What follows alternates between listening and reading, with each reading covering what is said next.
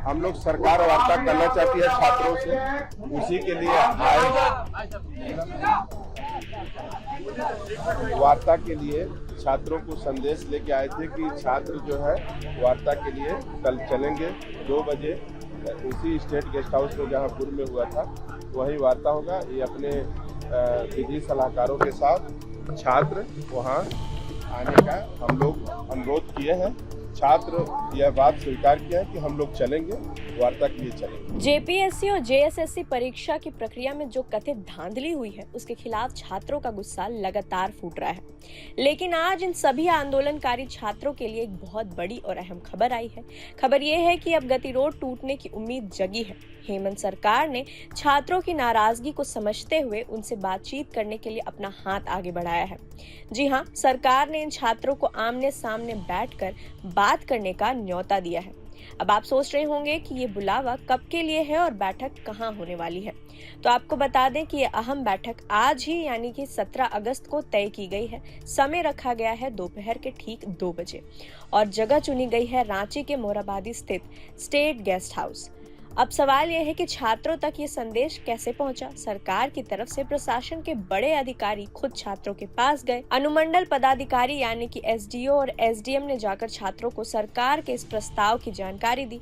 उन्होंने छात्रों को बताया कि सरकार उनके साथ बातचीत करना चाहती है ताकि इस मुद्दे का कोई हल निकाला जा सके। लेकिन इस बैठक के प्रस्ताव में एक सबसे खास बात है जो इसे बहुत अहम बनाती है। सरकार ने सिर्फ छात्रों को अकेले ही नहीं बुलाया, सरकार ने साफ तौर पर प्रस्ताव दिया है कि छात्र इस बातचीत के दौरान अपने विधिक सलाहकारों यानी कि अपने लीगल एडवाइजरों यानी वकीलों को भी साथ लेकर आ सकते हैं। ये एक बहुत बड़ा कदम है क्योंकि भर्ती प्रक्रियाओं में जिस गड़बड़ी की बात हो रही है उसके कई कानूनी और प्रशासनिक पहलू होते हैं। लीगल एडवाइजर के साथ होने से टेबल पर कानूनी बातों पर खुलकर और स्पष्ट रूप से चर्चा हो पाएगी। इससे ये साफ होता है कि सरकार मामले की गहराई और उसके कानूनी पहलुओं पर भी गंभीरता से बात करना चाहती है। अब आते हैं इस बात पर कि अगर 2 बजे ये मीटिंग होती है तो उसमें किन मुद्दों पर सबसे ज्यादा जोर रहेगा। मुद्दा बिल्कुल साफ है, छात्रों की वो मांगे जिनके लिए वो लगातार आंदोलन कर रहे हैं। छात्रों का आरोप है कि जेपीएससी और जेएसएससी की भर्ती परीक्षाओं में अनियमितताएं हुई हैं, गड़बड़ियां हुई हैं। उनकी सबसे बड़ी मांग है कि पूरी भर्ती प्रक्रिया में पारदर्शिता यानी ट्रांसपेरेंसी लाए जाए और कथित धांधली की एक निष्पक्ष जांच हो।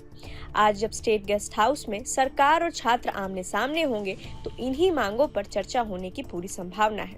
सरकार का ये कदम इस बड़े आंदोलन के बीच एक बहुत ही महत्वपूर्ण पहल मानी जा रही है। लेकिन अभी भी एक बड़ा सवाल बाकी है।